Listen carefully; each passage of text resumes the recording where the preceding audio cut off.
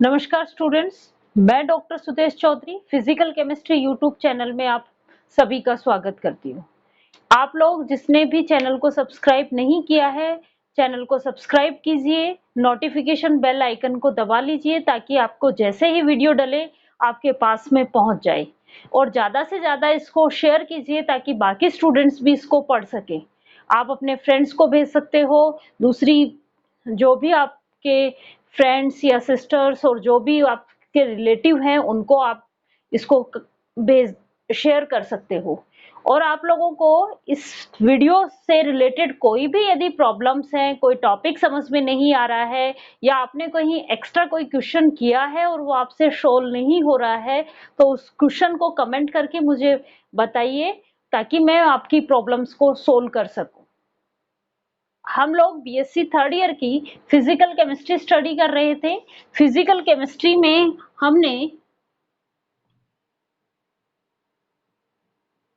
जो स्टार्ट कर रखा था वो स्पेक्ट्रोस्कोपी स्टार्ट कर रखा था।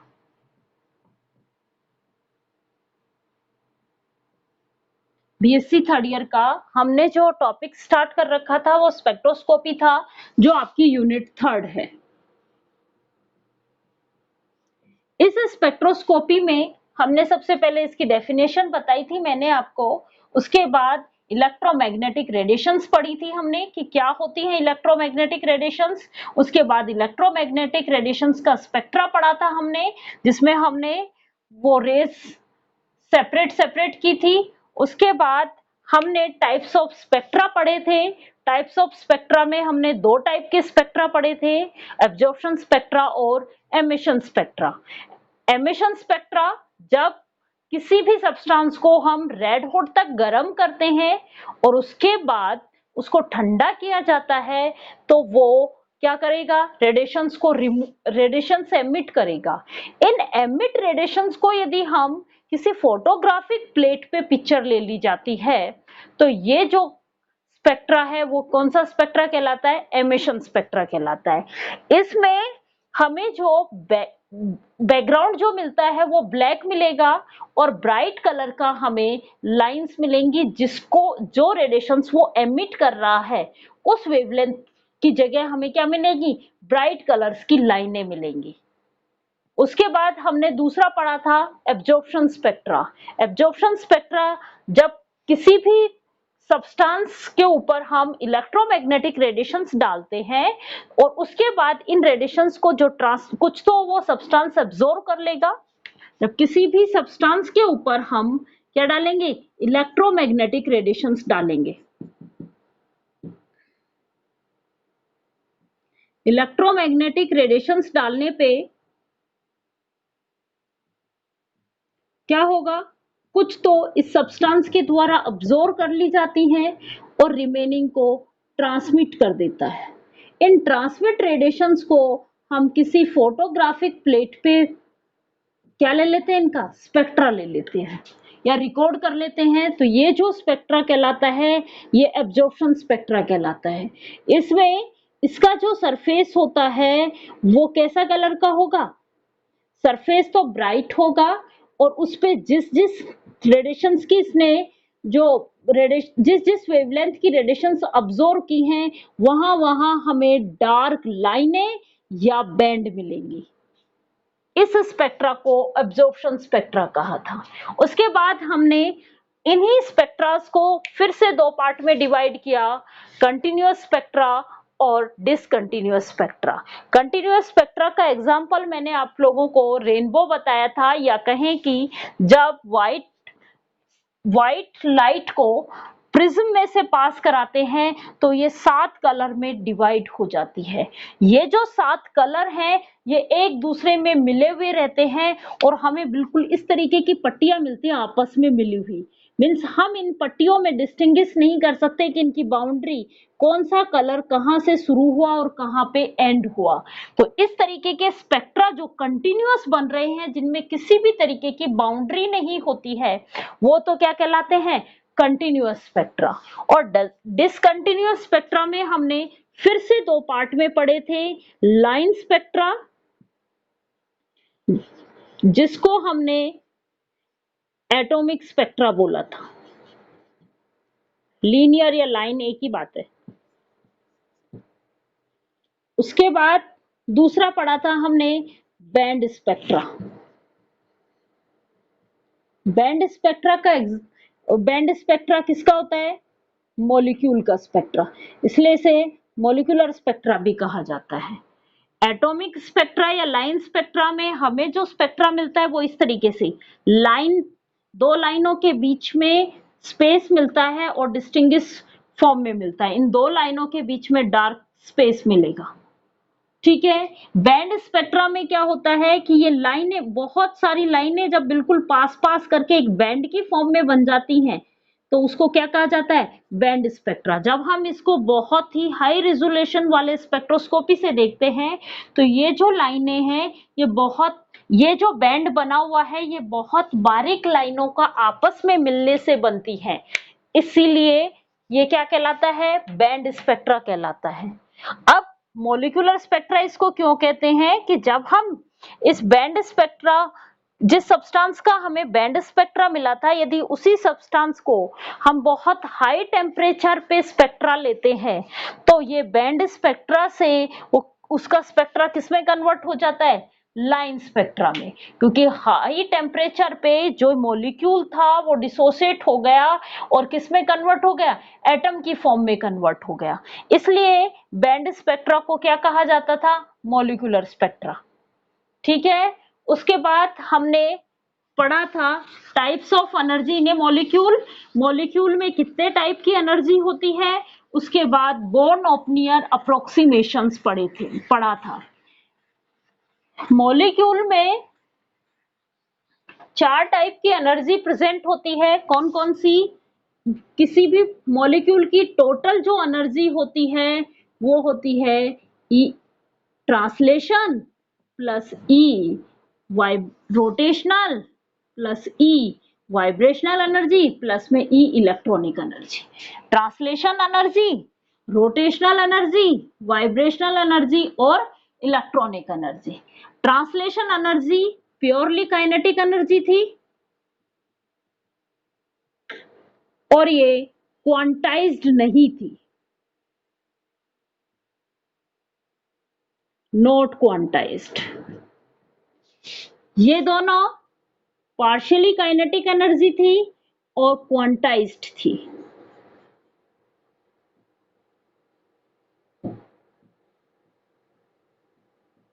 पार्शियली काइनेटिक एनर्जी और ये क्वांटाइज्ड एनर्जी है।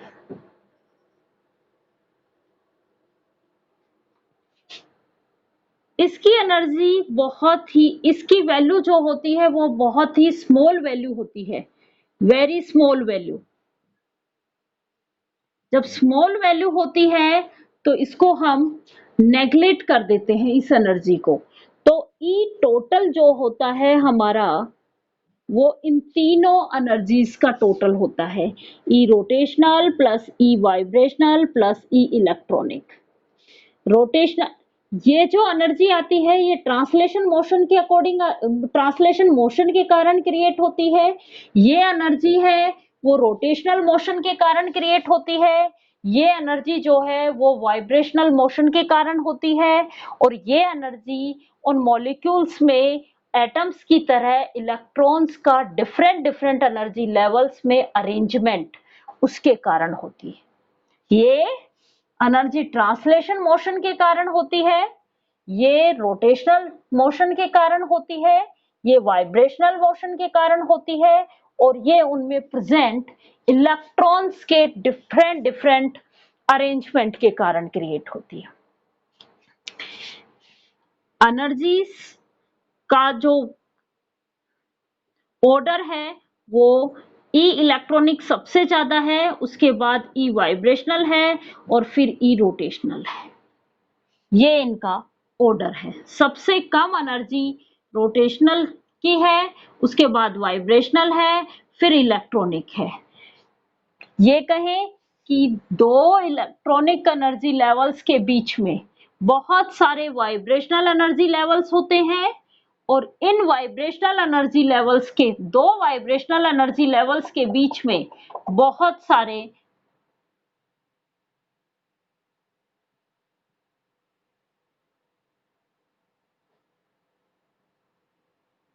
दो वाइब्रेशनल एनर्जी लेवल्स के बीच में बहुत सारे रोटेशनल एनर्जी लेवल्स होते हैं। ठीक है, उसके बाद बॉर्न ओपनियर अप्रोक्सीमेशंस के अकॉर्डिंग ये कहा गया कि किसी भी मॉलिक्यूल की टोटल एनर्जी जो है वो उसमें उसकी रोटेशनल एनर्जी, वाइब्रेशनल एनर्जी और इलेक्ट्रॉनिक एनर्जी के सम के इक्वल होती है और ये एनर्जीज आपस में इंडिपेंडेंट एनर्जी होती हैं, एक दूसरे पे डिपेंड नहीं होती हैं। इनके लिए इन्होंने एक अप्रोक्सीमेशन निकाला, डेल ई इलेक्ट्रॉनिक अप्रोक्सीमेट होती है डेल ई वाइब्रेशनल इंटू 10⁻³ और ये अप्रोक्सीमेट होती है डेल ई रोटेशनल इंटू 10⁻⁶। इसका ये मतलब है कि जब किसी भी सब्सटेंस में एक बार वाइब्रेशंस होते हैं तो 10⁻³ टाइम उसमें रोटेशन हो जाते हैं। इतना लंबा डिफरेंस होने के कारण ये एनर्जी जो है वो एक दूसरे पे डिपेंड नहीं करती हैं। यही क्या कहलाता है? Born Oppenheimer approximation. उसके बाद कल हमने पढ़े थे types of spectra in a molecule, spectroscopy पढ़ी थी कल हमने कि कितने टाइप मॉलिक्यूल्स की स्पेक्ट्रोस्कोपी किस में स्टडी करते हैं, तो वो हमने 3 टाइप के पढ़े थे स्पेक्ट्रा। कौन कौन से? Rotational spectra, vibrational rotational spectra और इलेक्ट्रॉनिक स्पेक्ट्रा। रोटेशनल स्पेक्ट्रा के लिए एनर्जी की रिक्वायरमेंट जो होती थी, रोटेशनल स्पेक्ट्रा, इसके लिए जो एनर्जी रिक्वायर है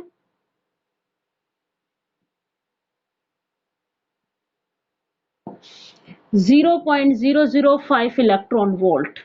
तो कौन से रीजन में आएगा? ये माइक्रोवेव रीजन में। कौन से रीजन में आएगा? ये कल मैंने आपको अच्छे से समझा दिया था। जब माइक्रोवेव रीजन में आता है तो कौन सी स्पेक्ट्रोस्कोपी कहेंगे इसको? Microwave spectroscopy.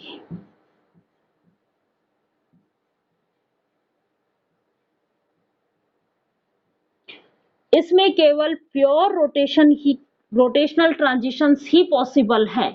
तो ये जो स्पेक्ट्रा मिलता है ये प्योर रोटेशनल स्पेक्ट्रा ही मिलेगा हमें।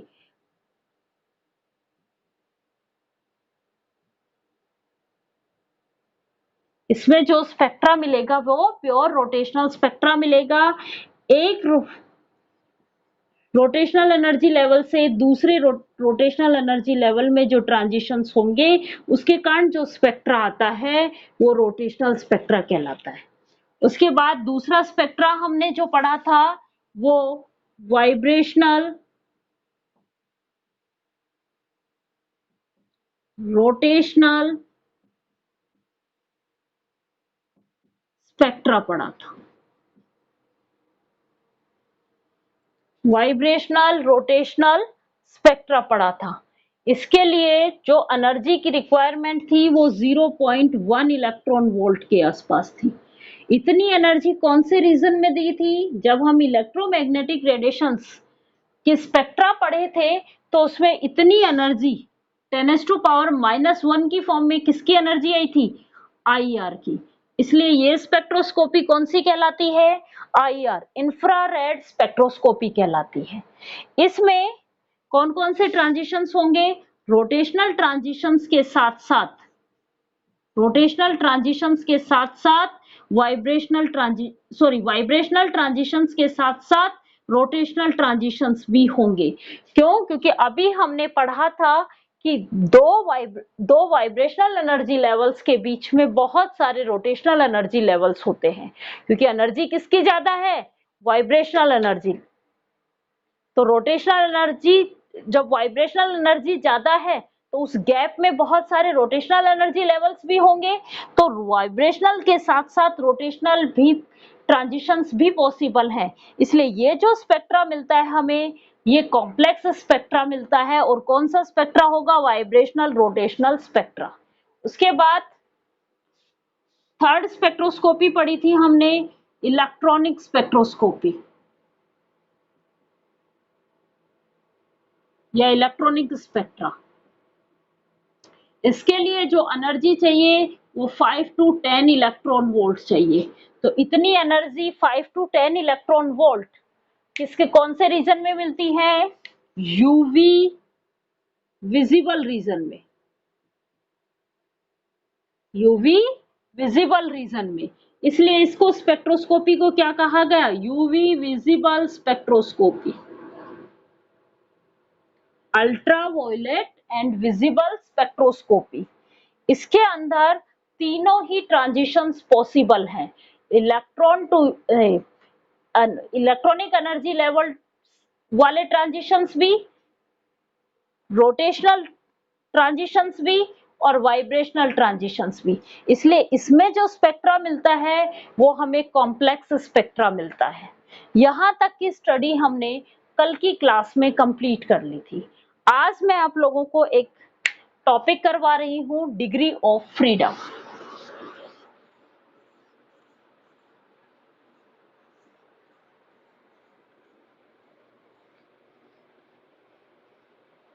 आप लोग फर्स्ट वीडियो से लेके अभी तक के सारे वीडियो यदि आप देखोगे तो ही आपको समझ में आएगा। बीच से टॉपिक उठाओगे तो आपको नहीं समझ में आएगा।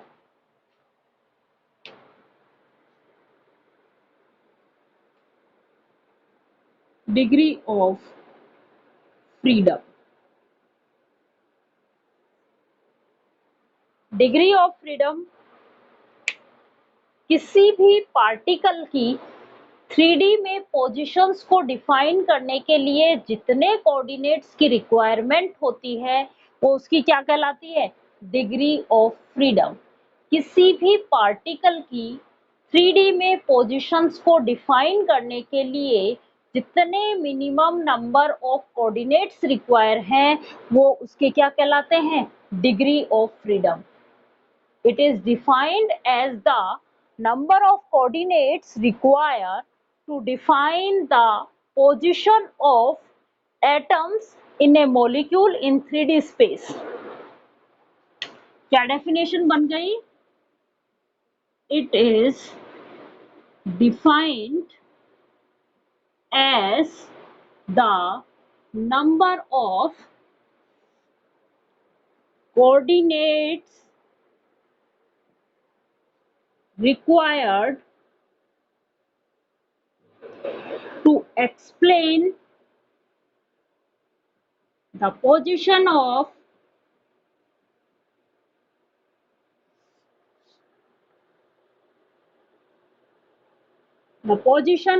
atom in a molecule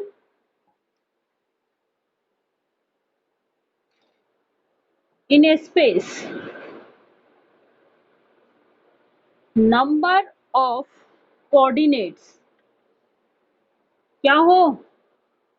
किसी भी एटम की पोजीशंस को डिफाइन करने के लिए जितने नंबर ऑफ कोऑर्डिनेट्स रिक्वायर होते हैं वो उसके क्या कहलाते हैं? डिग्री ऑफ फ्रीडम कहलाते हैं। जैसे कोई भी पार्टिकल यदि एक लाइन में है तो हमें कितने कोऑर्डिनेट्स की रिक्वायरमेंट होगी? एक कोऑर्डिनेट्स की। तो लाइन के लिए इसका डिग्री ऑफ फ्रीडम कितना बना? 1। यदि कोई एक्स वाई प्लेन में है तो इसको डिफाइन, इसकी पोजीशंस को डिफाइन करने के लिए मुझे कम से कम कितने कोऑर्डिनेट्स की रिक्वायर होगी? 2 कोऑर्डिनेट्स की। एक एक्स वाले एक्सिस का कोऑर्डिनेट और एक वाई एक्सिस का कोऑर्डिनेट। 2 कोऑर्डिनेट्स रिक्वायर होंगे। मान लो कोई इस पॉइंट पे है तो मैं कैसे बताऊंगी? एक्स 1 पे है और वाई 1 पे है। तो कितना कोऑर्डिनेट्स रिक्वायर हुए मुझे इस पोजीशंस को डिफाइन करने के लिए? मिनिमम 2 कोऑर्डिनेट्स की रिक्वायर है। और यदि एक्स वाई और जेड प्लेन में है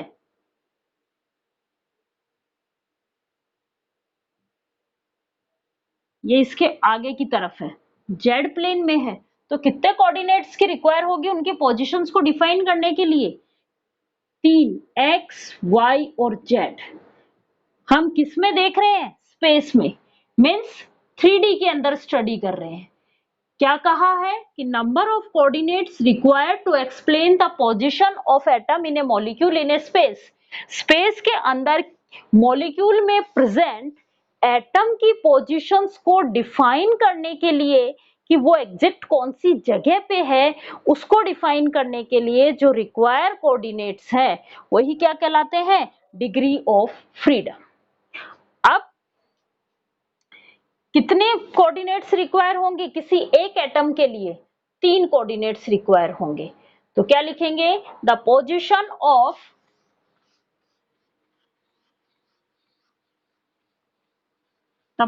of each atom is defined by 3 coordinates.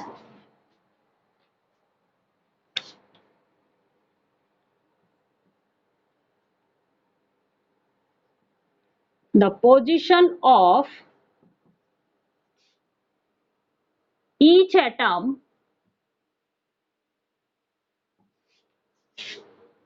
is defined by 3 coordinates. कितने कोऑर्डिनेट्स की रिक्वायरमेंट होगी? 3 कोऑर्डिनेट्स की रिक्वायरमेंट होगी। यदि मान लो कोई मॉलिक्यूल है, उसके पास n एटम प्रेजेंट है।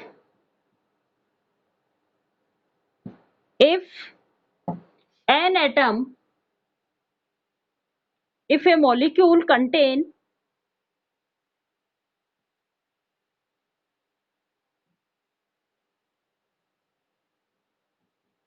n एटम, तो कितने भाई एक एटम के लिए हमें कितने कोऑर्डिनेट्स की रिक्वायरमेंट हुई? 3 कोऑर्डिनेट्स की।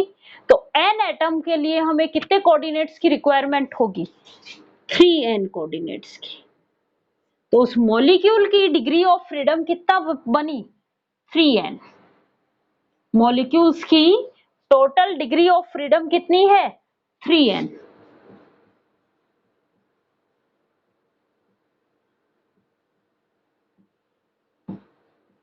और ये डिग्री ऑफ फ्रीडम जो है वो 3 मोशन के कारण है। कौन कौन से? अभी हमने एनर्जी पढ़ी थी ना, E equal to E translation plus E rotational plus E vibrational plus E electronic. Electronic तो काइनेटिक एनर्जी है ही नहीं। कितनी काइनेटिक एनर्जी है? 3। ये काइनेटिक एनर्जी कौन किसके साथ एसोसिएट होंगी? किसी मोशन के साथ। और मोशन के कारण, तो ये जो डिग्री ऑफ फ्रीडम है ये इन 3 मोशन के कारण है। कौन कौन से मोशन के कारण?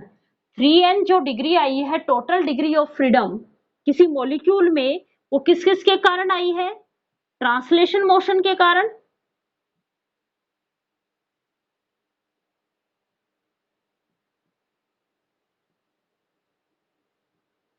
रोटेशनल मोशन के कारण,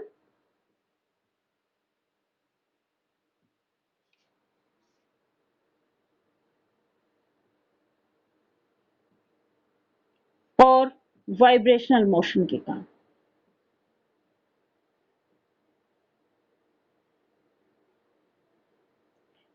अब हम इस 3n को अलग अलग डिफाइन करेंगे कि ट्रांसलेशन मोशन के कारण कितनी डिग्री ऑफ फ्रीडम है। उसको तो हम degree of freedom, translation degree of freedom कहेंगे। इसके साथ जो एसोसिएट डिग्री ऑफ फ्रीडम है, या कहें कि ट्रांसलेशन मोशन को डिफाइन करने के लिए जितने कोऑर्डिनेट्स रिक्वायर होंगे वो क्या कहलाएंगे? Translation degree of freedom. क्या कहलाएंगे वो? ट्रांसलेशन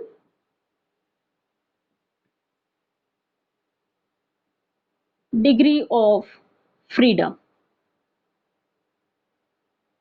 रोटेशनल मोशन के कारण, या कहें कि रोटेशनल मोशन को डिफाइन करने के लिए जितने नंबर ऑफ कोऑर्डिनेट्स रिक्वायर होंगे वो क्या कहलाएंगे? Rotational degree of freedom. क्या कहलाएंगे वो? Rotational degree of freedom. और वाइब्रेशनल मोशन के कारण जो एसोसिएट होंगे वो क्या कहलाएंगे? Vibrational degree of freedom. यहां तक एक बार दोबारा देखो हमने डेफिनेशन पढ़ी डिग्री ऑफ फ्रीडम। किसी भी मॉलिक्यूल में उपस्थित मॉलिक्यूल में उपस्थित कण की 3D में पोजीशन स्थिति को डिफाइन करने के लिए रिक्वायर कोऑर्डिनेट्स ही क्या कहलाएंगे? Degree of freedom. किसी भी मॉलिक्यूल में प्रेजेंट एटम की पोजीशंस को डिफाइन करने के लिए रिक्वायर्ड कोऑर्डिनेट्स ही क्या कहलाएंगे? Degree of freedom. इसका हमने एग्जांपल समझा था कि यदि एक्स एक्स में केवल हम एक लाइन के अंदर देख रहे हैं तो हमें कितने कोऑर्डिनेट्स की रिक्वायरमेंट होगी? एक ही पॉइंट। यदि हम किसी प्लेन के अंदर उसकी पोजीशंस को डिफाइन करना चाह रहे हैं, प्लेन में चाह रहे हैं, तो हमें कितने कोऑर्डिनेट्स की रिक्वायरमेंट होगी? 2 कोऑर्डिनेट्स की। लेकिन यदि 3D की बात करें हम, तो हमें कितने कोऑर्डिनेट्स की रिक्वायरमेंट होगी? 3 कोऑर्डिनेट्स की।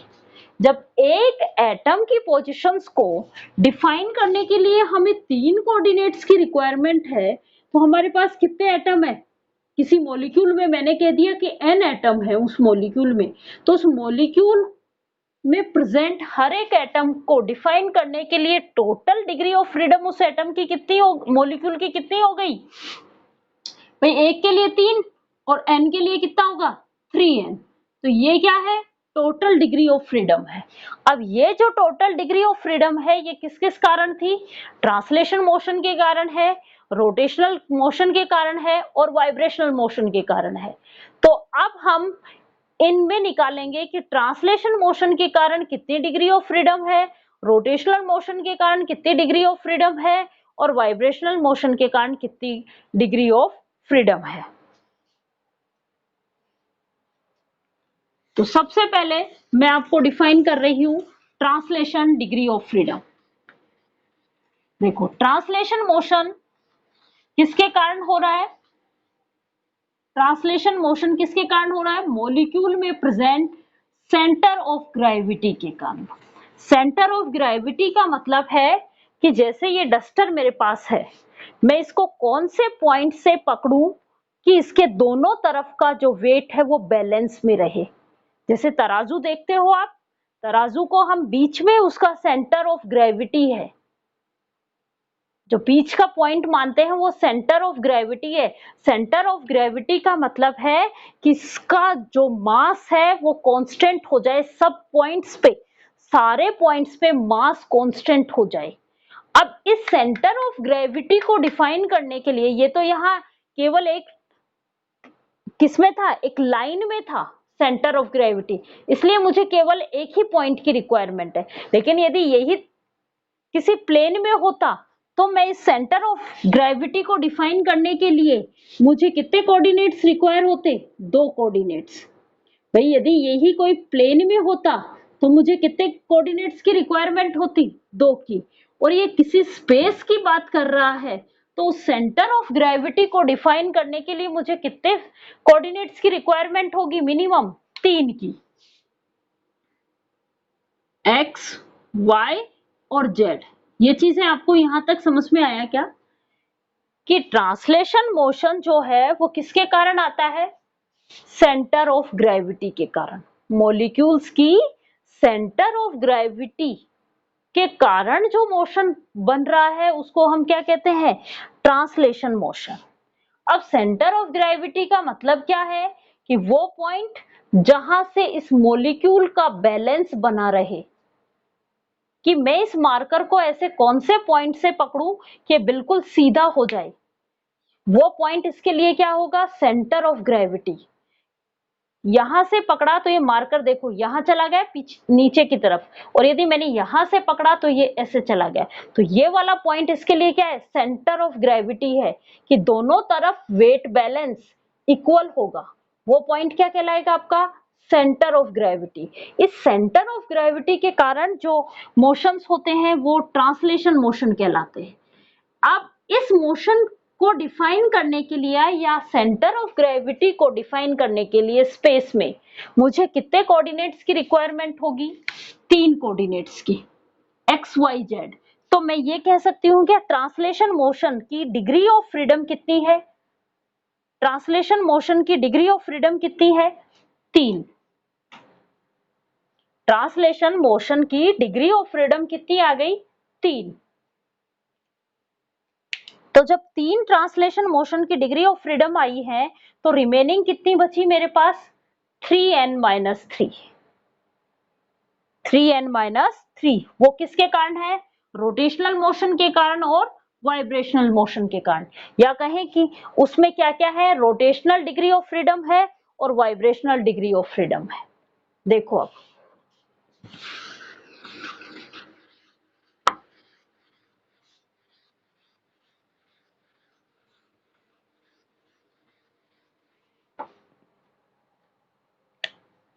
भाई, टोटल मॉलिक्यूल्स में डिग्री ऑफ फ्रीडम 3n थे, पहला पॉइंट। दूसरा है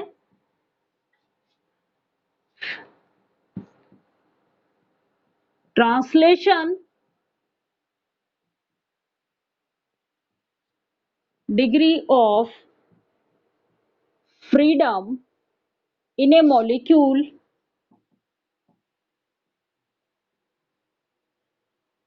किसी भी मॉलिक्यूल में ट्रांसलेशन डिग्री ऑफ फ्रीडम कितनी है? 3। सो रिमेनिंग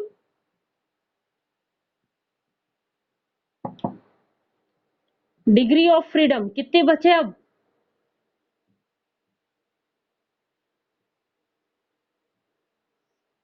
3n था, जिसमें से 3 ट्रांसलेशन डिग्री ऑफ फ्रीडम बता दिया मैंने, तो अब कितनी बची?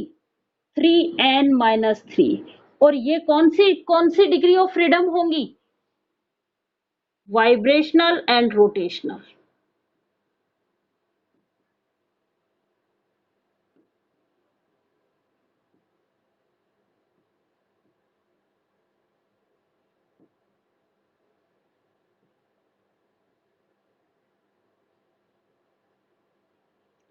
अब देखो, आपका जो मॉलिक्यूल है वो या तो डाई एटॉमिक होगा या पॉली एटॉमिक होगा।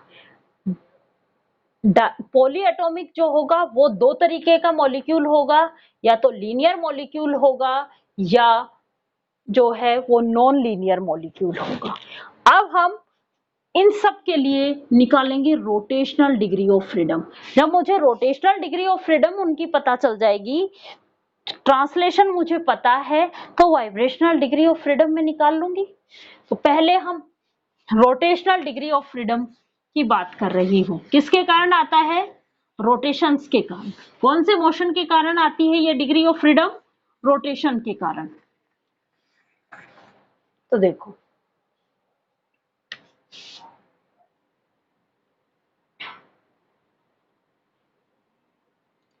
रोटेशनल डिग्री ऑफ फ्रीडम पढ़ रहे हैं सबसे पहले। इसमें रोटेशनल डिग्री ऑफ फ्रीडम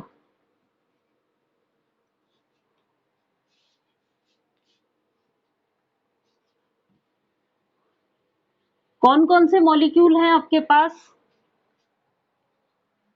2 तरीके के, die atomic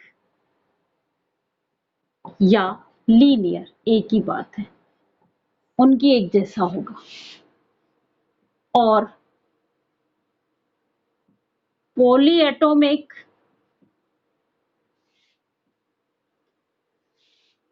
non linear molecule.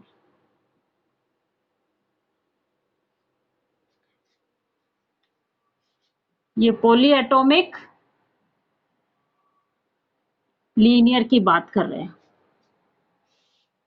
Die atomic हो या तो कोई, जैसे H2 डाई एटॉमिक है, और poly atomic molecule CO2 H2O। अब CO2 लीनियर है हमारा, तो वो इस कैटेगरी में आ जाएगा, और H2O बैंड फॉर्म में होता है इस तरीके से, मीन्स इसकी स्ट्रक्चर नॉन लीनियर है, तो वो इस कैटेगरी में आ जाएगा। यहां तक चीजें समझ में आई कि लीनियर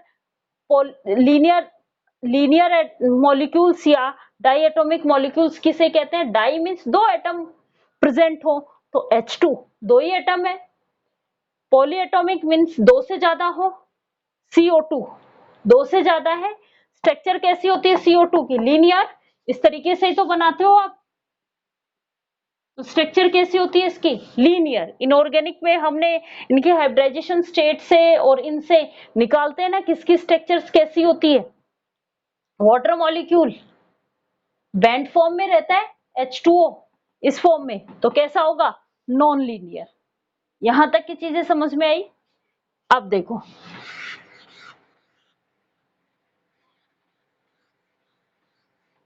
जो डाई एटॉमिक या लीनियर मॉलिक्यूल्स होता है उसके लिए रोटेशनल डिग्री ऑफ फ्रीडम कितनी होती है? 2। और जो पॉली एटॉमिक या नॉन लीनियर मॉलिक्यूल्स होता है उसके लिए रोटेशनल डिग्री ऑफ फ्रीडम कितनी होती है?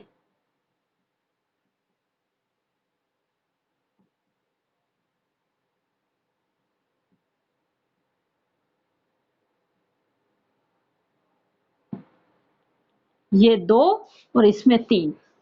अब देखो, हमारी जो रिमेनिंग बची हुई थी 3n-3, उसमें से 2 रोटेशनल डिग्री ऑफ फ्रीडम निकाल ली, तो remaining vibrational degree of freedom कितनी होगी?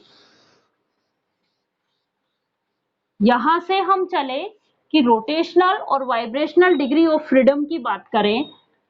Rotational and vibrational degree of freedom कितनी है total? 3n-3।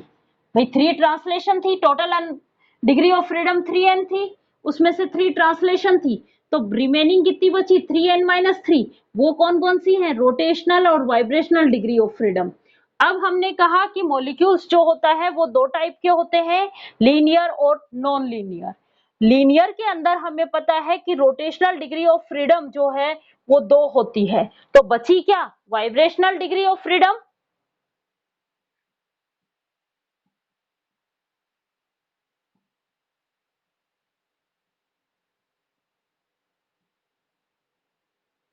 Vibrational degree of freedom जो बची है वो कितनी होगी?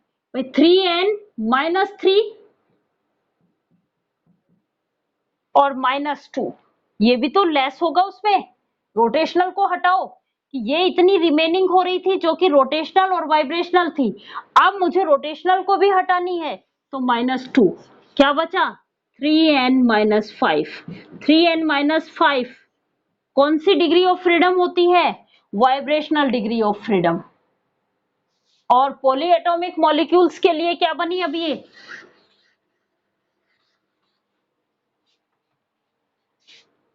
3n-3। इतनी तो बची हुई थी, और कितनी उसमें क्या घटा तू? मैं रोटेशनल डिग्री ऑफ फ्रीडम कितनी है? 3-3। तो क्या फॉर्मूला बना? 3n-6 किसका? वाइब्रेशनल का। देखो, आज हमने पढ़ा डिग्री ऑफ फ्रीडम क्या होती है, वो डिफाइन कर दी मैंने कि किसी भी मॉलिक्यूल्स में उपस्थित एटम की, सारे एटम्स की स्थिति को डिफाइन करने के लिए जितने कोऑर्डिनेट्स की रिक्वायरमेंट होती है वो उसकी डिग्री ऑफ फ्रीडम कहलाती है। इसमें हमने डिग्री ऑफ फ्रीडम जो है वो 3 टाइप की होती है: translation degree of freedom, vibrational degree of freedom और रोटेशनल डिग्री ऑफ फ्रीडम। उसमें हमने ये बताया कि ट्रांसलेशन डिग्री ऑफ फ्रीडम चाहे कैसा भी मॉलिक्यूल हो वो सेंटर ऑफ ग्रेविटी के कारण होता है, और उसके लिए मिनिमम आपको 3 कोऑर्डिनेट्स की रिक्वायरमेंट होती है। तो हर एक मॉलिक्यूल के लिए ट्रांसलेशन डिग्री ऑफ फ्रीडम आपके पास आ गई 3। अब रिमेनिंग कितनी बचती है उस मॉलिक्यूल के पास? 3n-3। वो कौन कौन सी होती है? रोटेशनल और वाइब्रेशनल डिग्री ऑफ फ्रीडम है। अब हमारे पास मॉलिक्यूल जो है वो लीनियर भी हो सकता है और नॉन लीनियर भी हो सकता है। जब ये लीनियर मॉलिक्यूल था तो हमें पता है कि रोटेशनल डिग्री ऑफ फ्रीडम जो है वो 2 होती है, और नॉन लीनियर मॉलिक्यूल है उसके लिए रोटेशनल डिग्री ऑफ फ्रीडम 3 होती है। तो जो टोटल रोटेशनल और वाइब्रेशनल डिग्री ऑफ फ्रीडम है 3n-3, उसमें से 2 रोटेशनल डिग्री ऑफ फ्रीडम निकल गई, तो वाइब्रेशनल डिग्री ऑफ फ्रीडम कितनी बची 3n-3, और उसमें से मैं 2 लेस कर दूं, कितनी बची 3n-5। ये क्या होती है वाइब्रेशनल डिग्री ऑफ फ्रीडम, किसके लिए लीनियर मॉलिक्यूल्स या डाई एटॉमिक मॉलिक्यूल्स के लिए। पॉलीएटॉमिक मॉलिक्यूल्स या नॉन लीनियर के लिए 3 रोटेशनल डिग्री ऑफ फ्रीडम होती है, इसलिए वाइब्रेशनल डिग्री ऑफ फ्रीडम की वैल्यू क्या आती है 3n-6। इससे रिलेटेड एग्जांपल्स हम कल की क्लास में करेंगे। आप लोगों को ये फॉर्मूले याद हो जाने चाहिए कि रोटेशनल के लिए कितनी डिग्री ऑफ फ्रीडम होती है, वाइब्रेशनल के लिए कितनी डिग्री ऑफ फ्रीडम होती है, और ट्रांसलेशन के लिए कितनी डिग्री ऑफ फ्रीडम होती है, और टोटल कितनी डिग्री ऑफ फ्रीडम होती है। Thank you.